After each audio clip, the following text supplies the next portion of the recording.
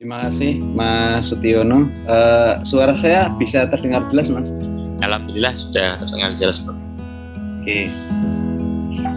Yang saya hormati Mas Sutiono, MPD, Bapak Ibu dosen, barangkali ada yang bergabung ya, dan semua para mahasiswa, para mahasantri Universitas Nahdlatul Ulama yang saya hormati. Alhamdulillahirabbil alamin wa bihi nasta'inu ala umurid dunya waddin wassalatu wassalamu ala asrofil anbiya'i wal mursalin sayyidina wa maulana Muhammadin wa ala alihi wa sahbihi ajma'in.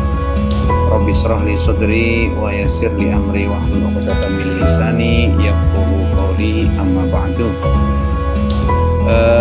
Teman-teman para mahasiswa yang saya banggakan, yang saya cintai, alhamdulillah, puji syukur, marilah senantiasa kita panjatkan kehadirat Allah Subhanahu wa Ta'ala, Tuhan yang Maha Esa, yang telah memberikan limpahan karunia nikmat kepada kita semua, sehingga di pagi hari ini, di hari Senin, tanggal 24 Oktober tahun 2022, kita bisa bersemuka melalui Zoom meeting ini untuk melaksanakan kegiatan perkuliahan di mata kuliah kewarganegaraan yang diampu oleh Bapak Sutiono MPD.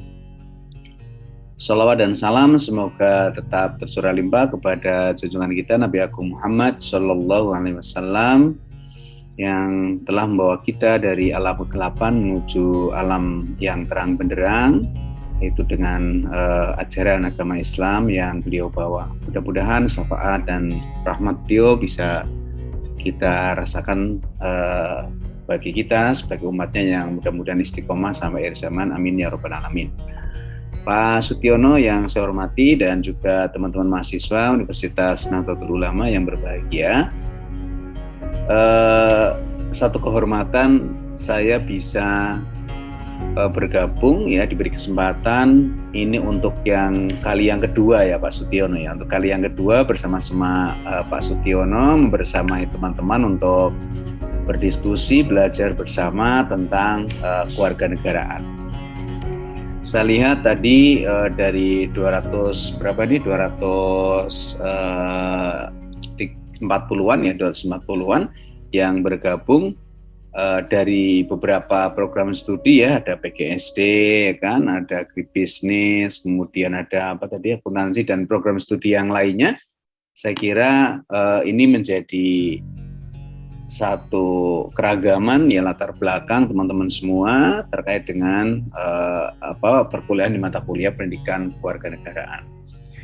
Mas Sutiono memberikan, saya panggil Mas saja ya, masih muda. Ini kalau Mas saya manggilnya Pak Sutiono, saya manggilnya Mas ya, karena Pak Sutiono ini mahasiswa saya, teman-teman semua. Jadi saya manggilnya Mas. Kalau Pak kayaknya sudah tua banget ya, ini masih muda, ini dosen muda kan.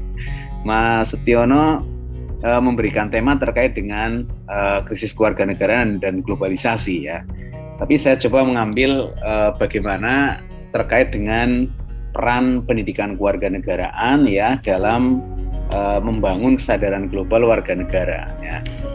Kalau krisis kewarganegaraan dan globalisasi, saya kira di beberapa kesempatan itu sudah banyak diungkap ya, dampak positif, dampak negatif dari globalisasi ya. Mungkin teman-teman dulu waktu SMA juga ada mata pelajaran PKN atau PPKN yang bicara tentang globalisasi, sehingga dampak yang ditimbulkan dari globalisasi ini saya kira sudah tidak perlu saya kaji secara detail ya. Tetapi saya pada kesempatan pagi hari ini akan membawakan satu pengantar diskusi kita di perkuliahan kewarganegaraan pagi hari ini terkait dengan bagaimana pendidikan kewarganegaraan global atau Global Citizenship Education ya. Nah, kalau kita bicara tentang globalisasi ya, dalam secara makna ya, secara arti ya, globalisasi itu kan proses mengglobal, proses mendunia ya. Kalau teman-teman baca di dalam kamus ya di KBBI, istilah globalisasi ini adalah istilah yang muncul di era 90-an. Sebelumnya belum masuk di dalam kamus istilah globalisasi ya. Tapi kalau globalnya oke ya. Tapi globalisasi itu adalah proses mendunia. Jadi bagaimana bangsa-bangsa, negara-negara yang ada di dunia ini berproses untuk mendunia ya. Nah, dalam membicarakan atau membahas tentang kewarganegaraan global ini, saya akan mengawali dari permasalahan yang di akhir abad 20 ya, di tahun 98 itu dituliskan oleh Ray Derricott dan James Coogan ya, terkait dengan permasalahan utama yang dihadapi oleh negara-negara di era global ya. Dalam tulisan penelitian yang menggunakan metode Delphi yang dilakukan oleh James Coogan, Ray Derricott dan juga teman-teman yang lainnya di akhir abad 20 atau di tahun tepatnya di tahun 98, Coogan dan Derricott mengidentifikasi ada 3 permasalahan global utama. Di samping juga ada permasalahan-permasalahan lain yang dihadapi oleh negara-negara di dunia. Yang pertama adalah persoalan berkembangnya ekonomi global. Yang kedua, pesatnya kemajuan teknologi dan komunikasi. Dan yang ketiga, meningkatnya populasi penduduk dunia. Kalau kita melihat bagaimana perkembangan ekonomi global ya, ada negara-negara yang secara ekonomi itu berkembang begitu pesat ya. Misalnya di Tiongkok ya, kemudian Korea ya, Jepang ya, berhadapan dengan negara-negara maju lainnya di barat ya, seperti Amerika ya, atau negara-negara Eropa yang lainnya. Nah, ini menunjukkan bahwa ekonomi secara global terus berkembang. Memang di 2 tahun yang lalu kita ada sedikit menurun ya perkembangan ekonomi globalnya karena adanya pandemi, kemudian berdampak pada aspek ekonomi ya, seperti yang kita rasakan juga di Indonesia. Dampak dari pandemi COVID-19 ini ya terhadap perekonomian ya, itu sangat terasa sekali ya. Banyak orang yang kemudian PHK ya, banyak orang yang kehilangan pekerjaan karena pandemi ya. Nah, itu yang pertama. Kemudian yang kedua adalah pesatnya kemajuan teknologi dan komunikasi. Bagaimana kemajuan teknologi dan komunikasi ini tidak lagi dihitung dalam tahun ataupun bulan begitu ya. Bisa jadi kemajuan ini sangat berkembang begitu cepat ya, dalam hitungan minggu ya. Kalau dulu zaman saya SMA ya, teknologi misalnya saya ambil lah ya, teknologi komputer begitu. Teknologi komputer ketika saya zaman SMA dulu, saya baru mengenal komputer itu SMA itu kelas 2 ya, di tahun 94-an ya. Anda belum lahir ya. Anda belum lahir. Di tahun 94 saya mengenal komputer yang PC itu ya, yang di meja itu ya. Itu besar gitu kan, dan bahasa yang digunakan itu masih WordStar ya. Jadi menggunakan perintah-perintah gitu ya. Misalnya Ctrl plus Del nanti akan menghasilkan perintah apa ya, Ctrl plus V ya nanti akan menghasilkan. Jadi menggunakan kayak rumus begitu ya, kemudian kita tuliskan baru akan memunculkan apa yang kita inginkan. Kemudian berkembang semakin bagus ya, dengan yang dulu dari WhatsApp menjadi Office ya. Office itu dengan basis WYSIWYG ya, what you see what you get ya, apa yang kamu lihat di dalam gambar yang di layar itu akan memunculkan perintah ya. Misalnya ada gambar folder ya, berarti save untuk menyimpan, ada gambar gunting cut untuk memotong, untuk mengdel ya, dan seterusnya.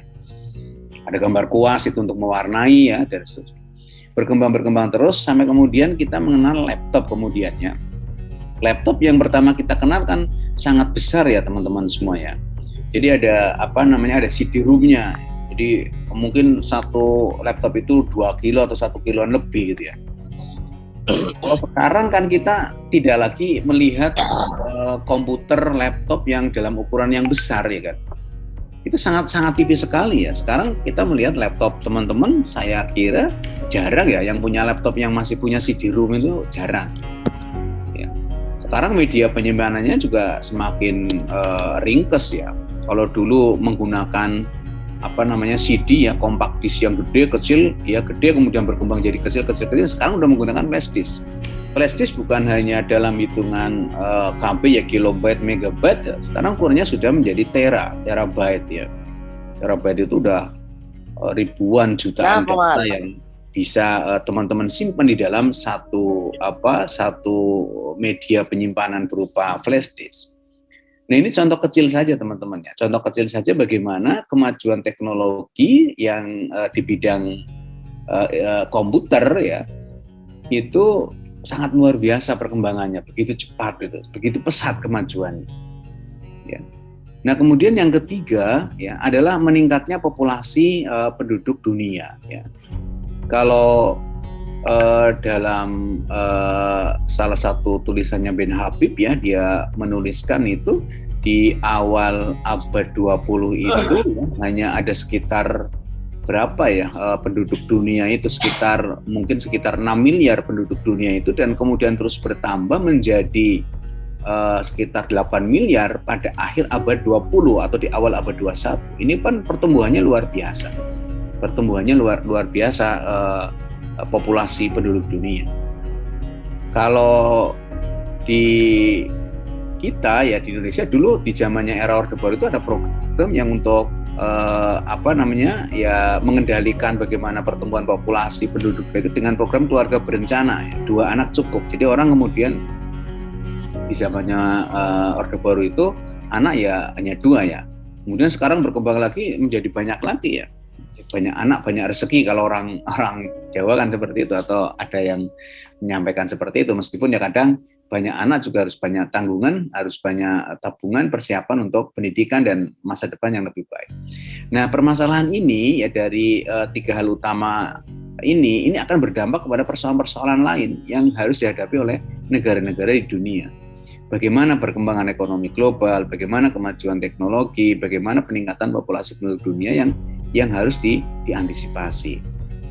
Nah, dalam tulisan yang lain yang ditulis oleh Karsten ya, dia mengidentifikasi ada 7 kecenderungan global ya. Ada 7 kecenderungan global yang memang ini juga dihadapi ya, ataupun harus disiapkan oleh negara-negara di dunia dalam konteks kewarganegaraan tadi ya. Banyak payung-payungan kayak gini. Jadi yang pertama ya kecenderungan global ataupun permasalahan yang akan muncul, yang pertama adalah kesenjangan ekonomi ya. Kesenjangan ekonomi antar negara akan semakin meluas secara signifikan. Oh, ini ada coretannya ya, saya tutup dulu biar nggak ada coretannya. Jadi kesenjangan ekonomi antar negara akan semakin meluas secara signifikan. Bagaimana kesenjangan antara negara-negara maju dengan negara-negara miskin ya kan, itu akan semakin senjang ya. Kemudian yang kedua ya, informasi teknologi secara dramatis akan mengurangi privasi individu ya. Nah, ini kita rasakan ya teman-teman semuanya ya, bagaimana privasi kita semakin berkurang ya ketika teknologi informasi seperti internet yang kita gunakan hari ini itu hampir setiap hari ya. Misalnya medsos lah ya, teknologi informasi seperti medsos itu ini akan menjadikan privasi kita akan berkurang ya. Misalnya Anda pagi-pagi itu sarapan ya kan. Sarapan itu yang Anda lakukan kan yang pertama mungkin tidak berdoa dulu ya, tapi memfoto ya. Foto kemudian diunggah ke Instagram. Sehingga saya tahu, oh si A itu pagi tadi sarapannya misalnya dengan bubur ayam ya kan. Oh si B itu tadi sarapannya dengan nasi kuning ya. Taunya dari mana? Dari Instagram, dari story yang dia buat. Ini privasinya akan semakin berkurang. Bahkan untuk hal-hal tertentu itu, ini bisa dimanfaatkan untuk kejahatan. Ya. Misalnya akan pergi kemana ya kan, untuk pamer-pamer di media sosial ya, menuliskan misalnya OTW ke Jakarta ya kan. Ya, OTW ke Jakarta. Sehingga orang lain yang membaca tulisan tulisan yang kita buat tahu bahwa si A itu sedang ke Jakarta, maka rumahnya kosong kan. Nah, kita kemudian pencuri memanfaatkan itu untuk melakukan kejahatan atau hal-hal lain lah ya. Banyak lah ya kasus-kasus yang bermula dari media sosial ya kan. Bahkan mohon maaf ya, untuk yang sudah berumah tangga, berkeluarga, kadang ribut dengan istrinya, dengan suaminya itu di Facebook ya, di Instagram, di story yang kemudian dibaca orang sedunia jagat raya gitu kan. Nah ini menunjukkan bahwa apa yang disampaikan oleh Karsten bahwa teknologi informasi ya secara dramatis akan mengurangi privasi individu.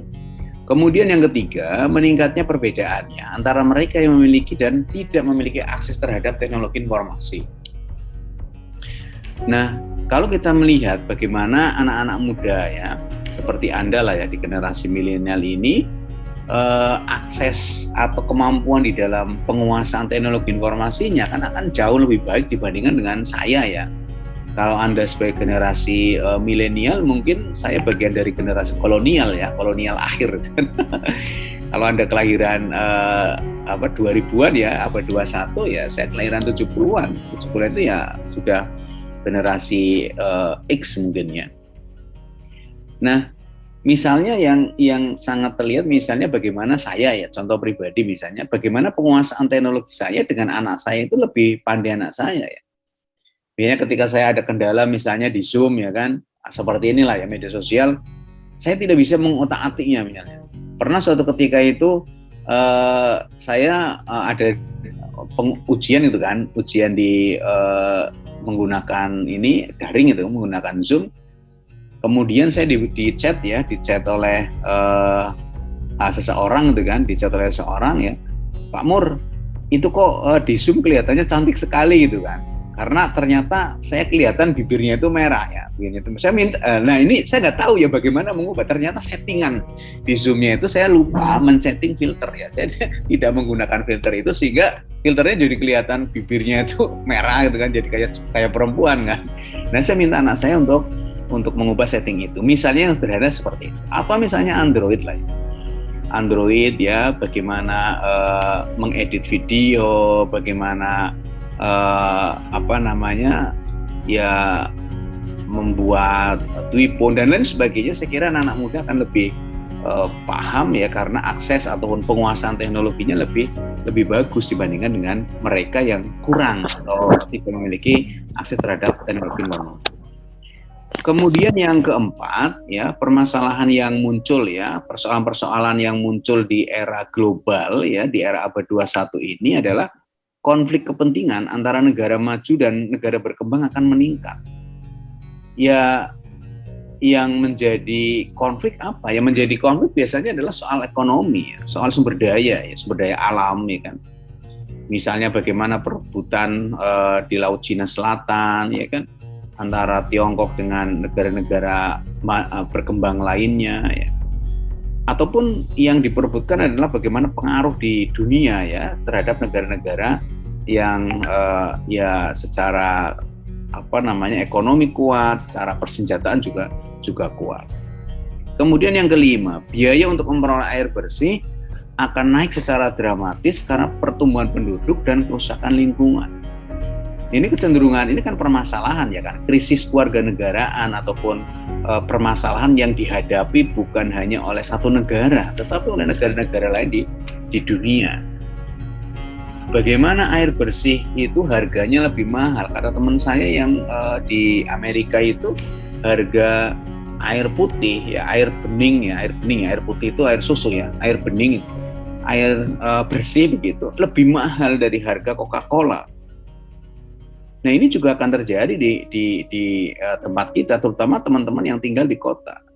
Saya yang tinggal di kota ya, di kota Jogja, rumah saya di Suryo Diningratan itu, bagaimana memperoleh air bersih semakin susah ya kan? Karena apa? Karena hotel semakin banyak ya.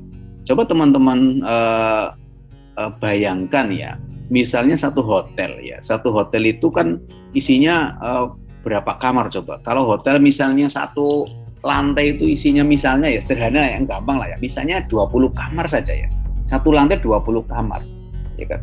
Kalau hotel itu ada 5 lantai berarti 20 kali 5 ada 100 loh ya, ada 100 kamar. Dalam sehari satu kamar itu menghabiskan berapa liter air bersih? Itu baru satu hotel di kota Jogja misalnya.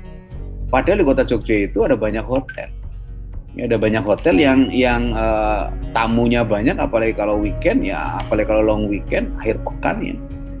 Itu konsumsi air bersihnya itu luar biasa, sehingga semakin kesini air bersihnya semakin berkurang, disedot terus, sementara alamnya ya kan, pohonnya semakin berkurang, padahal pohon itu kan sumber air ya.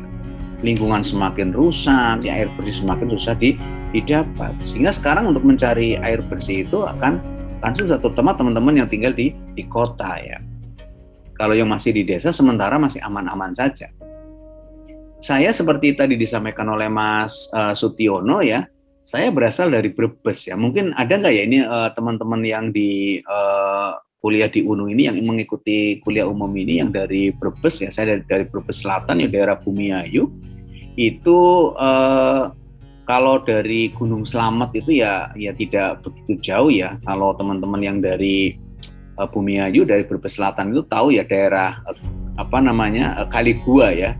Kaligua itu lereng sebelah selatan ya, selatan barat itu apa ya? Baradaya Gunung Slamet itu ya, atau sebelah barat tapi bagian utara begitu Gunung Slamet itu. Ada satu tempat itu terkenal dengan air panasnya ya kan.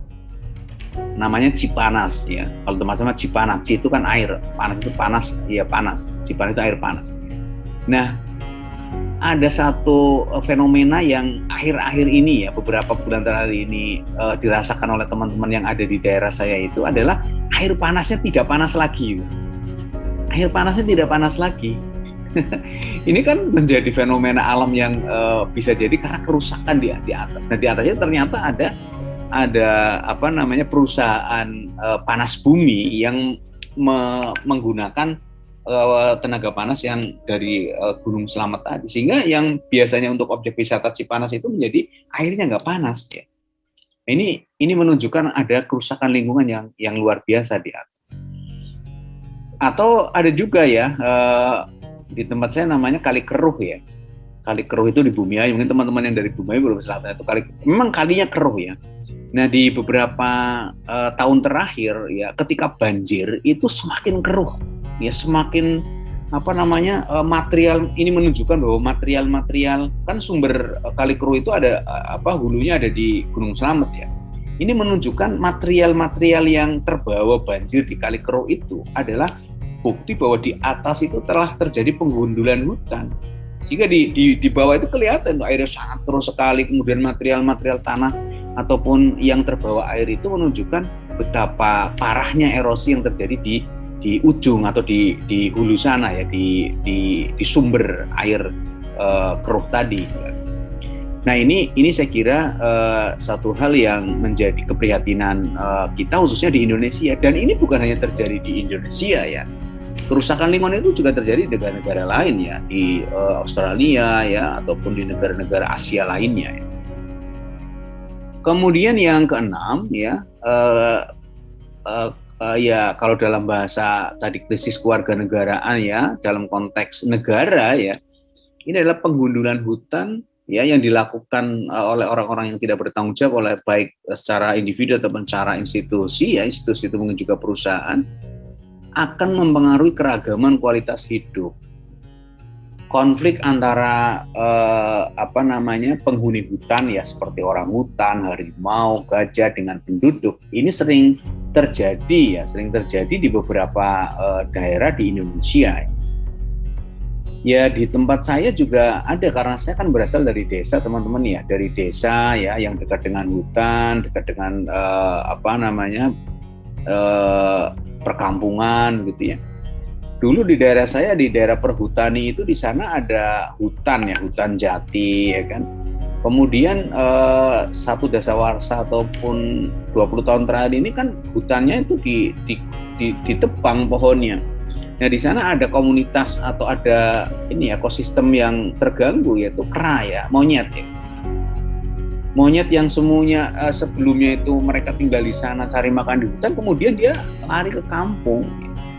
Sehingga ya tanaman-tanaman yang ada di Tegalan, kalau saya namanya kebun ya, kebun saya itu sekarang saya nggak bisa seperti dulu lagi. Dulu zaman saya kecil ya kan, zaman saya kecil itu saya pengen degan itu ya kelapa ya tinggal metik aja, nanas juga ada, pisang juga ada. Dan sekarang nggak panen karena yang namanya kelapa itu masih beluluk itu ya, masih kecil itu ya, belum jadi degan ya, belum jadi kelapa itu sudah dimakan sama monyet tadi. Jangankan kelapa yang gampang dinaikinya, yang nanas saja, yang ada durinya ya masih kecil itu mereka ambil, sehingga ya orang-orang kemudian tidak bisa panen kelapa ya kan, kemudian pisang juga jarang ya, belum sampai masak sudah dimakan sama monyet gitu ya. Ini luar biasa ya. Jadi ini persoalan yang dihadapi oleh negara-negara di dunia termasuk kita di Indonesia.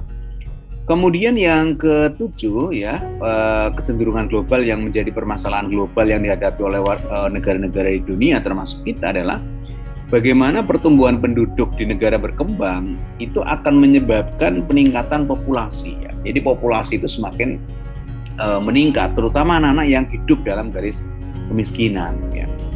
Jadi kalau dulu Rhoma Irama itu di tahun 80-an ya, di tahun 90-an dia menciptakan lagu 135 juta ya, 135 juta penduduk Indonesia. Itu tahun berapa itu? Tahun 80-an kan ya? Tahun 80-an. Tahun 90 lah, akhir 80 awal 90. Ya. Nah, sekarang penduduk Indonesia itu kan sudah berapa itu? 260 juta atau 250-an? Wah, 275 juta. Peningkatannya luar biasa. Ya orang hidup itu kan perlu makan, ya enggak? Perlu tempat tinggal, ya. Perlu makan itu artinya ya dia kan akan mencari makan ya, kan tempat tinggal ya. Tempat tinggal yang lahan yang tadinya digunakan untuk pertanian, untuk perumahan, ya kan. Nah ini saya kira persoalan ataupun kecenderungan yang dihadapi oleh negara-negara di dunia yang disebutkan oleh Karsten di akhir abad 20. Jadi dia menuliskan satu penelitian ya, hasil penelitian itu di tahun 98. Jadi kalau prediksinya ilmuwan itu kan didasarkan atas fakta empiris yang memang terjadi. Dan di paruh awal abad 21 ini ataupun di seperempat abad 21 ya, awal 21 ini apa yang dituliskan oleh Karsten, oleh Ray Derricko dan James Coggan tadi ini menjadi kenyataan. Menjadi kenyataan ya. Ya itulah bedanya antara ilmuwan dengan dukun ya kan. Kalau dukun itu kan meramalkan sesuatu itu dengan tidak ilmiah ya kan, dengan supranatural, dengan sesuatu yang tidak bisa kita logika ya. Tapi dengan para ilmuwan ini saya kira akan lebih rasional ya, akan bisa dibuktikan secara empirik.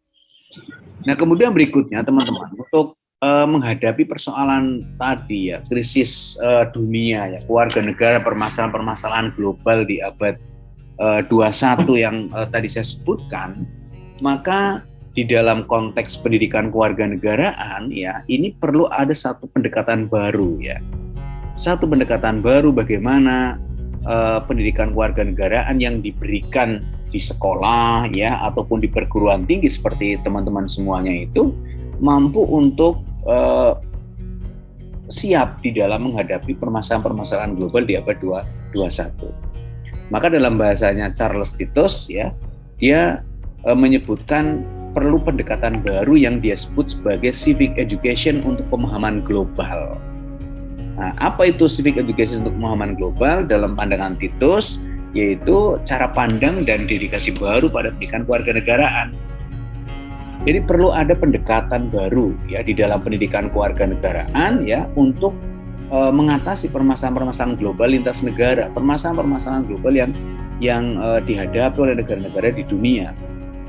Jadi PKN tidak hanya sekedar bicara tentang bagaimana pasal-pasal, bagaimana hak dan kewajiban warga negara ya, tetapi bagaimana PKN juga mampu memberikan pemahaman global kepada warga negara, khususnya warga negara muda seperti mahasiswa ya kan, juga para siswa di sekolah ya. Maka paradigma yang harus dikembangkan itu adalah paradigma yang tidak hanya pada aspek kognitif ya kan.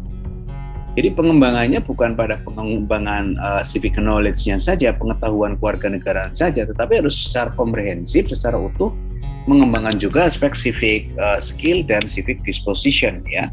keterampilan kewarganegaraan, kemudian karakter kewarganegaraan juga harus dikuatkan. Ya meskipun tidak mudah memang untuk mengubah paradigma di dalam masyarakat yang segala sesuatunya kadang diukur secara kognitif gitu ya. Kalau kebanyakan orang tua ya kan, ketika anaknya pulang dari sekolah misalnya di SD ya kan, dia kan akan ditanya tuh oleh orang tuanya, tadi dapat berapa, dapat nilai berapa matematikanya, tadi dapat nilai berapa bahasa Inggrisnya, tadi dapat nilai berapa IPA-nya dan lain sebagainya. Yang ditanya nilai. Ya, ini kan paradigmanya sangat kognitif, sangat angka, sangat pengetahuan ya kan. Maka sebagai orang tua ataupun sebagai calon orang tua, Anda nanti ketika sudah berkeluarga ataupun barangkali ada yang sudah berkeluarga, marilah coba mengubah ya cara pandang kita terhadap pendidikan. Ya memang kognitif ya, nilai, skor ya, pengetahuan itu penting, tetapi bukan segalanya. Ya, tapi bukan segalanya. Kalau anak-anak kita pulang itu ya ditanya lah ya, tadi di sekolah sholat jamaah enggak ya? Duhurnya berjamaah tidak? Tadi sholat duha tidak? Atau pertanyaannya berapa teman yang hari ini kamu bantu? Ya? Berapa teman yang hari ini kamu tolong? Jadi pertanyaan-pertanyaan afektif yang perlu dikembangkan. Juga keterampilan ya. Tadi bagaimana bisa presentasi di hadapan teman-teman enggak? Ya kan? Itu kan kemampuan komunikasi misalnya seperti itu. Jadi tidak semata-mata pada persoalan nilai, persoalan pengetahuan. Ya memang itu perlu teman-teman ya. Mendidik anak-anak itu menjadi pandai, menjadi nilainya bagus itu penting. Tetapi sekali lagi bukan segala-galanya ya. Yang justru sangat penting itu adalah bagaimana menguatkan karakternya ya kan. Jujur, disiplin, tanggung jawab ya. Itu yang perlu dikuatkan, baru kemudian pada aspek yang lain. Nah ini pendekatan baru yang perlu dikembangkan di dalam pendidikan kewarganegaraan teman-teman semuanya. Nah kemudian berikutnya pendidikan kewarganegaraan baik di tingkat dasar, menengah maupun di tingkat perguruan tinggi ya seperti di UNU ini ya, di Universitas Nahdlatul Ulama ini memiliki peran strategis ya. Maka saya dulu ketika sama-sama mungkin Mas Sutiono belajar di mata kuliah saya ya, bagaimana PKN ini jangan hanya sekedar menyampaikan materi ya kan untuk perkuliahan PKN itu, tapi bagaimana lakukanlah kegiatan ataupun lakukanlah aktivitas-aktivitas para mahasiswa itu yang kemudian mampu untuk memiliki kompetensi-kompetensi kewarganegaraan, tidak hanya kecerdasan ya, tetapi juga keterampilan dan juga sikap ya. Nah, kembali ke peran strategis PKN. Jadi PKN memiliki peran strategis dalam membangun bagaimana warga negara yang memiliki wawasan global tadi. Ya, persoalan-persoalan global, permasalahan-permasalahan yang dihadapi oleh negara-negara di dunia kan harus siap untuk diselesaikan. Nah, pendidikan kewarganegaraan untuk mengembangkan wawasan global, yang membangun wawasan global peserta didik ataupun mahasiswa ya sebagai warga negara muda ini sangat diperlukan. PKN ya yang dikembangkan di perguruan tinggi misalnya harus mampu membekali ya warga negara muda ya para mahasiswa dengan pemahaman global yang memadai. Tapi kadang ya kita berpikir juga ya, jangankan untuk bicara global ya, mendunia ya.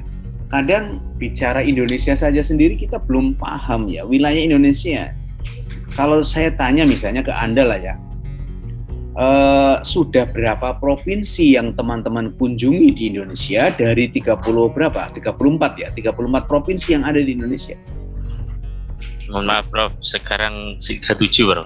37. Yeah, ternyata pemekarannya luar biasa.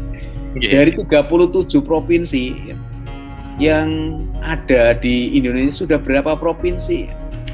Ya jangankan mahasiswa, saya tanya Pak Sutiono misalnya sebagai dosen, berapa provinsi yang sudah pernah dikunjungi ya? Sutiono paling Jawa Tengah, DIY, Jawa Barat, ya Jambi, Sumatera, Riau ya, Riau, Saya kurang yakin Pak Sutiono 50%-nya sudah terkunjungi, sudah belum? Kalau 37 itu berarti berapa itu? Sekitar 17-an ya? 17 ataupun 18 provinsi kira-kira Pak Sutiono.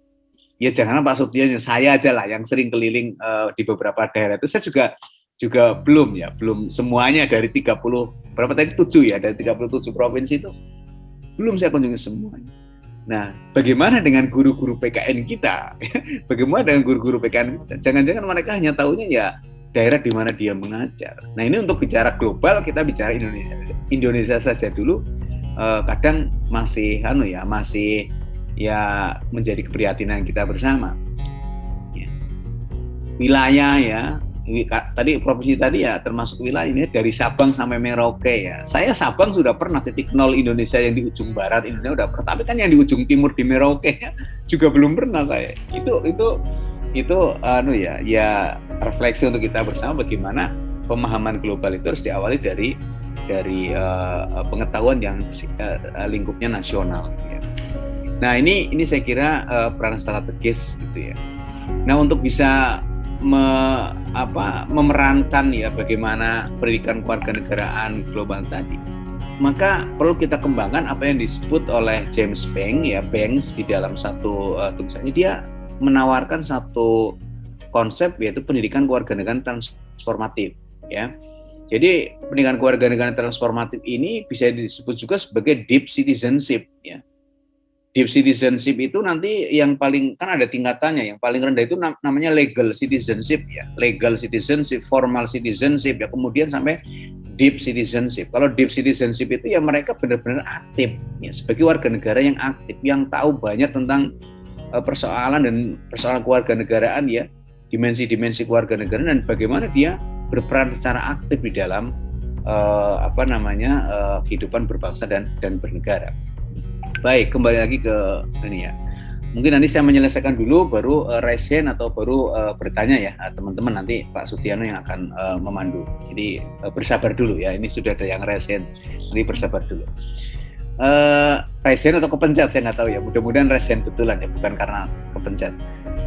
Perlu ada konsepsi ulang ya, perlu ada konsepsi ulang terhadap PKN ya di abad 21 ini agar mampu secara efektif mendidik peserta didik menjadi warga negara yang berfungsi, atau dalam bahasanya James Banks itu namanya deep citizenship. Deep itu artinya apa ya? Mendalam gitu ya, deep citizenship. Nah, pengetahuan yang mendasari konstruksi harus bergeser ya dari mainstream pengetahuan akademik menuju pengetahuan akademik transformatif ya. Jadi tidak hanya sekedar pengetahuan akademik ya tentang legal formal, tentang pasal-pasal ya, tapi bagaimana pengetahuan akademik yang transformatif, yang mampu menjadikan warga negara itu berperan secara aktif di dalam kehidupan bermasyarakat, berbangsa dan bernegara.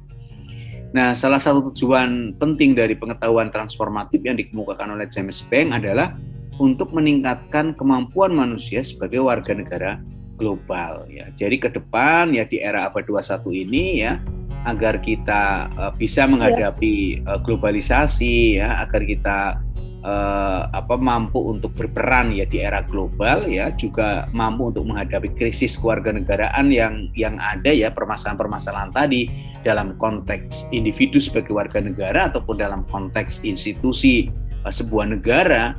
Maka saya kira sudah saatnya kita mampu untuk mengembangkan global citizenship education ya. Nah, global citizenship education atau pendidikan kewarganegaraan global, saya kira ini adalah konsep baru ya, ataupun nomenklatur yang belum pernah masuk di dalam kurikulum kita ya, atau jarang digunakan di dalam diskursus di dalam pendidikan kewarganegaraan. Masih jarang, ada tetapi masih jarang. Alasannya ada beberapa yang memang kenapa sih global citizenship education belum banyak didiskusikan, belum banyak dimasukkan di dalam kurikulum, karena memang belum ada konsensus mengenai arti dari kewarganegaraan global itu sendiri. Jadi apa itu kewarganegaraan global? Global citizenship itu sendiri secara arti itu masih banyak persepsi. Apakah kewarganegaraan global itu dia statusnya sebagai warga negara global, ataukah kita hanya memiliki semacam pemahaman, wawasan yang dimiliki oleh seorang warga negara, ataukah bagaimana? Ini masih juga belum ada konsensus. Kemudian adanya curricular insecurity, ya adanya kekhawatiran, ya adanya ketakutan ketika memasukkan materi tentang kewarganegaraan global ini, jangan-jangan nanti kewarganegaraan nasionalnya akan, nasionalismenya, patriotismenya akan berkurang, gitu kan? Misalnya seperti yang tadi, seperti ini yang saya tuliskan di nomor 4. Ada ketakutan bahwa pendidikan kewarganegaraan global akan melemahkan patriotisme terhadap negara. Ya. Ketika kita bicara global, ya akan dikhawatirkan akan melemahkan patriotisme, akan melemahkan nasionalisme. Meskipun ya belum tentu ataupun apakah benar bahwa dengan memahami ataupun dengan memberikan pemahaman pendidikan kewarganegaraan global akan berkurang patriotisme atau nasionalismenya, nanti bisa kita jawab ya di slide berikutnya. Kemudian konsentrasi tradisional kepada kewarganegaraan nasional daripada perspektif yang lebih mengglobal. Ya memang kita pendidikan kewarganegaraan lebih banyak pada persoalan-persoalan yang sifatnya nasional. Kalau dulu di sekolah di kurikulum 2006 ya di KTSP itu ada satu ruang lingkup namanya globalisasi. Ya, jadi globalisasi itu sebagai bagian ruang lingkup yang dipelajari di mata pelajaran PPKN atau di PKN di perguruan tinggi. Nah, sementara ketika K13 ya kan globalisasi atau peran serta warga negara dalam lingkup global itu hanya bagian kecil dari satu KD tertentu di kelas tertentu ya, kelas 12 kalau nggak salah ya. Nah, kemudian di kurikulum Merdeka, Kumer ya, ini kan elemen-elemen yang mencakup tentang globalisasi bahkan tidak ada sama sekali. Kan? Artinya elemennya kan hanya elemen itu ruang lingkup ya. Di dalam kurikulum Merdeka itu nanti istilahnya elemen. 4 elemen utama yang sering kita bicarakan yaitu ada Undang-Undang Dasar 45 ya, Pancasila ya, Bhinneka Tunggal Ika ya, kemudian NKRI ya. Nah, ini saya kira hal-hal yang menjadi alasan mengapa global citizenship education itu jarang dibicarakan di sekolah ya. Kemudian, nah tadi yang saya sampaikan, apa benar ketika kita bicara tentang pendidikan kewarganegaraan global ya, memasukkan itu di dalam materi perkuliahan ataupun di dalam materi di mata pelajaran PKN akan menghilangkan nasionalisme ataupun menghilangkan patriotisme. Sebenarnya istilah yang lain yang senada dengan kewarganegaraan global tadi itu pernah disampaikan oleh Soekarno. Jadi Soekarno ini memang sangat futuristik ya, bisa melihat kemungkinan yang akan terjadi di masa depan. Zaman Soekarno di era 45 ya, tahun 45 kita belum lahir, Soekarno sudah mencetuskan punya gagasan tentang apa yang disebut sebagai internasionalisme. Kalau saya baca buku di tulisannya Yudi Latif ya, dia menyampaikan bahwa kebangsaan yang dianjurkan oleh Soekarno itu adalah bukan kebangsaan yang menyendiri atau dalam bahasa lainnya adalah Calvinisme. Calvinisme. Jadi bukan Calvinisme tetapi kebangsaan yang menuju kepada kekeluargaan bangsa-bangsa di dunia yang Soekarno sebut sebagai internasionalisme. Maka dalam konteks ini ya, persoalan pemahaman global ya, wawasan global yang tahu bahwa kita itu di dunia itu bukan hanya Indonesia sendiri, tetapi juga kebangsaan yang menjadi satu keluarga dengan bangsa-bangsa lain di dunia, itu sudah ada sejak zamannya Soekarno. Jadi Soekarno sudah mencetuskan ide itu berapa berarti 70-an tahun yang lalu, 76-an tahun yang lalu, internasionalismenya Soekarno. Dan yang sangat terkenal ya apa yang disampaikan oleh Soekarno itu kalimat yang menyatakan bahwa internasionalisme itu tidak dapat hidup subur kalau tidak berakar di dalam buminya nasionalisme. Ya. Jadi nasionalisme sebaliknya tidak dapat hidup subur kalau tidak hidup dalam taman sarinya internasionalisme. Jadi internasionalisme dan nasionalisme ini menjadi dua hal yang saling berkelindan erat. Ya. Kita tidak bisa kemudian mengagung-agungkan bangsa sendiri, kemudian menganggap rendah bangsa lain. Bahwa kita berada dalam satu komunitas bangsa-bangsa di dunia yang dalam bahasa Soekarno itu sebagai satu keluarga ya, sebagai satu keluarga, sehingga saling menghormati, saling menjunjung tinggi, ya, saling menjaga perdamaian dan seterusnya, ya.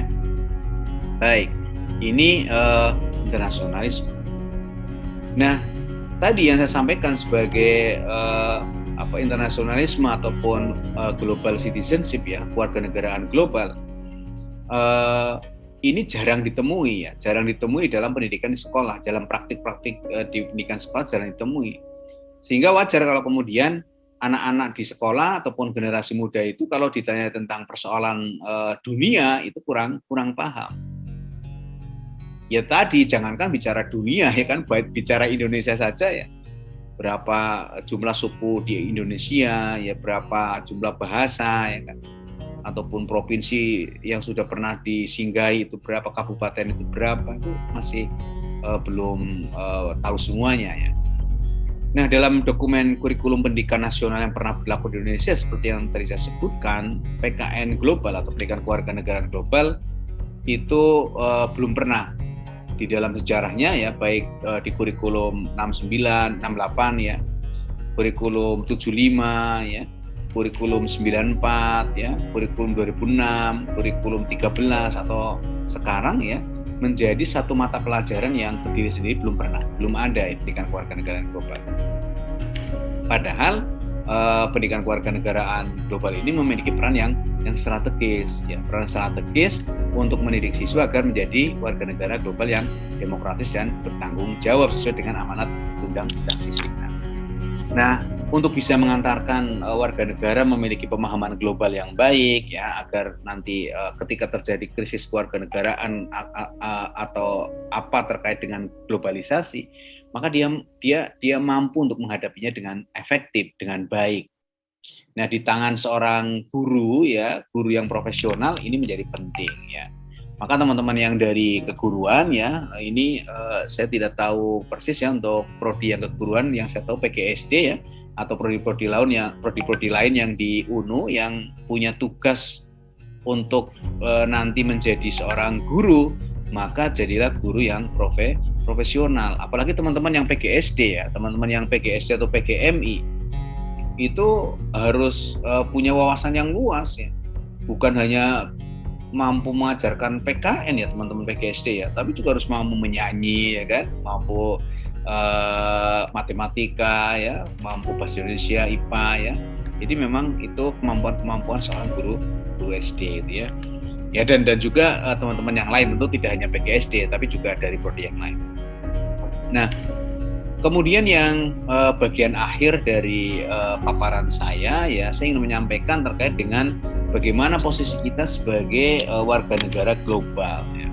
Dalam konteks globalisasi, ya, globalisasi proses mendunia tadi, maka secara tidak sadar, ya, kita sedang berproses untuk menjadi warga negara global, kan. Jadi menjadi warga negara global yang tadi saya sampaikan, ya, di proses mengglobal tadi, ya, secara tidak langsung kita sedang memproses menjadi warga negara global, meskipun sebenarnya konsepsi tentang warga negara global itu sendiri atau global citizen ini secara formal itu tidak ada alat yang membuktikan ataupun tidak ada dokumen formal yang membuktikan bahwa seorang itu punya menjadi warga negara global, gitu. Kalau kita menjadi warga negara Indonesia kan ada KTP, ya, kartu tanda penduduk. Oh, di situ ada ini warga negara Indonesia. Tapi kalau warga negara global tidak ada dokumen formal yang menunjukkan bahwa dia itu sebagai warga negara global. Warga negara global ini adalah persoalan wawasan, persoalan pengetahuan, ya, pengetahuan yang dimiliki oleh warga negara terkait dengan proses mengglobal tadi, ya. Nah, kalau kita kemudian mengatakan bahwa atau bertanya pada diri kita sendiri, ya, kita itu sebagai warga negara global ataukah tidak, ya kan? Ataukah kita sudah menjadi warga negara global ataukah belum, gitu kan? Pertanyaannya kan seperti itu, ya. Nah, maka kalau kita bertanya semacam itu dalam tulisannya Magerson, ya, ini di 2010 yang lalu, ya, mungkin juga pernah saya sampaikan dulu ketika kuliah Mas Sution di UN, ya, bahwa secara tidak sadar, ya, ketika kita secara formal diakui sebagai warga negara dari suatu negara, misalnya kita diakui secara formal dengan KTP di Indonesia, sebenarnya ada dimensi-dimensi dalam kehidupan kita yang secara faktual itu kita sebagai bagian dari warga negara global. Artinya begini, ketika saya punya KTP ya warga negara Indonesia, maka tanpa saya sadari ya sebenarnya saya juga bagian dari warga negara global dengan apa yang ada di dalam kehidupan saya sebagai warga negara Indonesia. Ya. Karena ada beberapa hal yang menunjukkan bahwa kita itu sebagai warga negara global sebenarnya ya. Nah, Gerson ya, Mark Gerson itu mengidentifikasi setidaknya kan ada 4 hal yang menunjukkan secara faktual bahwa kita itu sebenarnya sebagai warga negara global, satu dunia gitu kan, warga negara dunia. Yang pertama adalah our gens are global ya. Jadi gen kita itu kalau kita telusuri ya berasal dari satu turunan ya. Ya kita sebagai seorang muslim atau muslimat, jadi teman-teman putri, kita kan keturunan anak Adam Hawa kan, ya. Anak cucunya Adam kalau dalam bahasa lain, anak cucunya Adam. Jadi satu gen kita ya satu, Adam dan Hawa. Maka secara gen ya sebenarnya kita satu, penduduk dunia ini menjadi satu kan. Itu yang pertama. Kemudian yang kedua ya our body are global ya. Jadi badan kita ini sendiri secara tidak langsung juga bagian dari global. Misalnya ya, apa yang kita makan lah. Misalnya teman-teman tadi makan apa nih? Sarapan apa? Roti misalnya. Roti yang teman-teman makan, misalnya gandumnya berasal dari mana? Dari Rusia kah? Atau dari Ukraina barangkali? Atau dari negara lain kah? Gula pasirnya dari mana? Coklatnya dari mana kalau rotinya roti coklat? Kemudian obat-obatan lah ya. Obat-obatan yang kita makan barangkali perlu stamina ya, vitamin. Itu tidak murni dari Indonesia, tapi juga dari negara lain. Kemudian our societies, masyarakat yang ada di sekitar kita itu, ya, tetangga kita, ya, teman kita itu kan juga tidak semuanya. Kadang yang di Jogja misalnya, kalau Anda di Jogja misalnya tinggal di daerah Prawiro Taman itu kan sana banyak orang-orang asing yang tidak hanya warga negara Indonesia ya. Our economy are global ya. Ekonomi kita, mata uang yang ada itu kan sangat terpengaruh dengan kehidupan yang ada di global. Misalnya perang ya antara Ukraina dan Rusia itu kan bisa melemahkan mata uang tertentu. Ya. Atau misalnya yang sekarang misalnya terdampak lah ya dari perang Ukraina dan Rusia, bagaimana pasokan gandum yang ada di negara-negara di dunia itu kan terganggu. Ini menunjukkan bahwa ekonomi kita juga sangat mengglobal. Our environment ya, atau lingkungan kita, environment is global ya. Jadi lingkungan kita ya, lingkungan tempat di mana kita tinggal seperti tadi hampir sama dengan our societies ya. Kalau societies itu lebih luas jangkauannya, kalau environment lebih pada lingkungan di mana kita tinggal. Kemudian our possession ya, barang-barang yang kita miliki, yang melekat pada kita, misalnya Android ya kan. Android kita itu kan juga buatan Cina, ya, Tiongkok ya, juga buatan Jepang, juga buatan Korea, juga buatan negara-negara lain. Motor ya, sepeda motor yang kita naiki ya, buatan Jepang ya, Honda, Yamaha ya, atau mobil yang kita naiki juga buatan. Artinya itu udah mengglobal. Kemudian our civic life ya, kehidupan kita sebagai warga negara juga ditentukan oleh global ya, oleh negara-negara yang ada di dunia. Ya tadi misalnya kehidupan kita di bidang ekonomi ya, mata uang ya akan turun, ya, akan naik nilai tukarnya, tergantung bagaimana negara-negara lain. Jadi apa yang terjadi di negara lain, keputusan politik barangkali ya, keputusan politik yang ada di satu negara tertentu itu juga berdampak pada negara lain. Ya. Keputusan untuk perang, keputusan untuk melakukan invasi juga sangat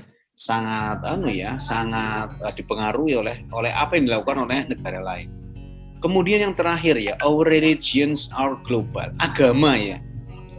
Agama kita kan juga dulu berasal dari agama yang satu gitu ya. Kemudian berkembang menjadi beberapa macam agama yang ada ya. Di Indonesia aja kita mengenal ada berapa? 6 mulai dari Islam, Kristen, Katolik, ya, Hindu, Buddha, Konghucu. Nah ini menunjukkan bahwa kita sebenarnya adalah warga negara global gitu ya teman-teman semuanya. Nah, kemudian yang berikutnya teman-teman semuanya, ya ini ada tipe-tipe warga negara ya. Jadi kalau kita menjadi warga negara itu saya analogikan ya dalam bentuk lingkaran ya, ada tipe-tipe warga negara. Yang pertama adalah tipe warga negara egosentris. Ya, egosentris ini kalau saya gambar lingkaran ya hanya bagian kecil dari lingkaran itu. Jadi memandang dunia berdasarkan pandangan diri sendiri, ego diri sendiri. Warga negara tipe ini dapat mempertahankan loyalitas tunggal kepada diri mereka sendiri ya. Jadi sangat ya kalau dalam bahasa anak muda mungkin egois begitu ya, egosentris ini. Nah, kemudian berkembang agak lebih meluas lagi menjadi warga negara ideosentris. Warga negara ideosentris ini memandang dunia luar berdasarkan kelompoknya. Jadi mungkin adalah satu kelompok, satu masyarakat, satu komunitas yang seideologi. Maka kita sebut sebagai warga negara ideosentris. Warga negara tipe kedua ini ya harus menyeimbangkan antara kepentingan diri sendiri terhadap kepentingan kelompok mereka. Ya, ada klan, ya, ada suku, ada partai, dan lain-lain. Kemudian yang ketiga ada warga negara sosiosentris. Jadi jangkauannya lebih luas lagi. Kalau tadi memandang berdasarkan ideologinya, berdasarkan egonya. Nah, sekarang memandang dunia berdasarkan bangsa ya. Bangsa seorang. Nah, tipe warga negara ini ya memiliki loyalitas diri dan kelompok yang lebih rendah, subordinat daripada kepentingan bangsa dan bangsa mereka. Jadi lebih luas gitu ya. Pandangannya lebih luas. Nah, kemudian yang lebih luas lagi ya dari ini adalah warga negara yang tipe multisentris. Multisentris ini ya di atasnya sosiosentris tadi. Memandang dunia berdasarkan pandangan budaya yang beragam. Jadi budaya yang beragam. Warga negara tipe ini memiliki loyalitas kepada beberapa budaya. Jadi ada budaya yang tadi. Nah, yang paling luas tentu adalah warga negara geosentris. Ya. Jadi warga negara geosentris ini ya memandang dunia berdasarkan pandangan seluruh umat manusia di muka bumi. Di warga negara tipe ini harus mengintegrasikan ya semua aspek ke dalam loyalitas mereka ya terhadap bumi dan seluruh makhluk yang ada di dalam muka bumi ini. Jadi warga negara geosentris ini akan memandang bahwa kehadiran mereka di planet bumi ini sebagai tamu. Ya, saya sebagai tamu di dalam di planet bumi. Maka layaknya lazimnya seorang tamu itu apa? Harus menghormati tuan rumah. Ya, misalnya saya bertamu nih ke Mas Sutiono ya kan. Mas Sutiono sebagai tuan rumah, saya harus menghormati Sutiono sebagai tuan rumah. Kan nggak mungkin ya saya bertamu ke rumahnya Mas Sutiono tiba-tiba masuk kamar ya kan, ambil nasi ya di belakang ya makan, itu namanya tamu yang nggak sopan. Maka kita di dalam kehidupan ini harus sopan kepada bumi. Kita tidak boleh terlalu serakah, kita tidak boleh terlalu mengeksploitasi bumi ya, mengeruk segala sesuatu yang ada di bumi ini, merusak lingkungan. Itu berarti kita warga negara yang tidak sopan ataupun tidak menghargai tuan rumah. Ini warga negara geosentris ya. Nah, yang terakhir saya kira kita perlu nilai-nilai dasar ya. Artinya ketika tadi disampaikan oleh Soekarno ya ada internasionalisme, tetapi kita juga harus punya nasionalisme ya kan, harus berjalan seiringan. Maka nilai-nilai dasar yang perlu dikembangkan di dalam pendidikan kewarganegaraan global dalam konteks Indonesia, maka ada nilai-nilai yang menurut saya, ini berdasarkan hasil penelitian yang saya lakukan ketika saya S3, disertasi saya, adalah yang pertama adalah keadilan sosial. Kita harus punya nilai-nilai dasar mengembangkan warga negara global ya, tetapi dia harus memiliki keadilan sosial. Yang kedua adalah semangat berkompetisi. Yang ketiga adalah ketuhanan. Ya, saya kira ketuhanan ini menjadi penting teman-teman ya. Jadi kita tidak terlalu sekuler, tapi kita harus ada ketuhanan, ada kemanusiaan, ada persatuan, ada kerakyatan, menghormati orang lain, kemerdekaan dan perdamaian. Sebagian besar nilai-nilai ini memang saya ambil dari apa yang kita sebut sebagai Pancasila. Ya, jadi nilai-nilai Pancasila ya sangat relevan dengan tuntutan perkembangan global. Artinya kan Pancasila ini sebagai ideologi yang terbuka. Pancasila memiliki sifat yang sangat fleksibel sehingga dapat menyesuaikan dengan perkembangan zaman. Pancasila nilai-nilainya dapat dijadikan sebagai jangkar transendental ya, jangkar transendental yang mendasar bagi setiap warga negara sehingga ketika ada arus globalisasi ya arus derasnya arus globalisasi, kita punya jangkar yang transendental tadi, kita tidak akan terbawa. Ya, kita tidak akan terbawa arus dan hanyut di dalam arus itu, tetapi kita punya satu identitas, satu pegangan ya di dalam kehidupan berbangsa dan bernegara ya. Nah, ini saya kira pentingnya nilai-nilai Pancasila ya. Nah, nilai Pancasila dijadikan sebagai landasan terutama adalah sila kedua, kemanusiaan. Internasionalisme itu kan intinya di sila kedua tadi. Jadi bagaimana kemanusiaan menjadi dasar pentingnya melakukan kerjasama antar bangsa di dunia ya. Saya kira itu Mas Sutyono dan juga teman-teman di Universitas Nahdlatul Ulama Jogja ya. Masih ada banyak waktu yang bisa kita gunakan untuk berdiskusi bersama. Monggo saya kembalikan ke Mas Sutyono, apakah akan raise hand ataukah melalui chat. Saya ngikut moderator. Monggo Mas Sutyono. Ya,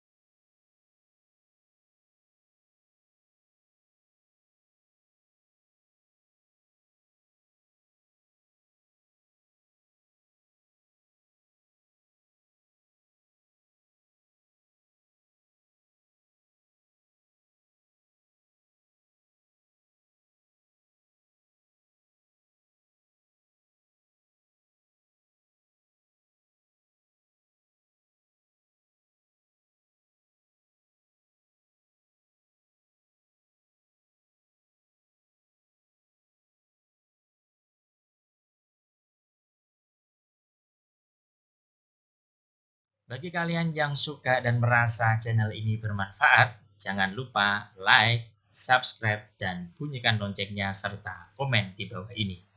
Terima kasih.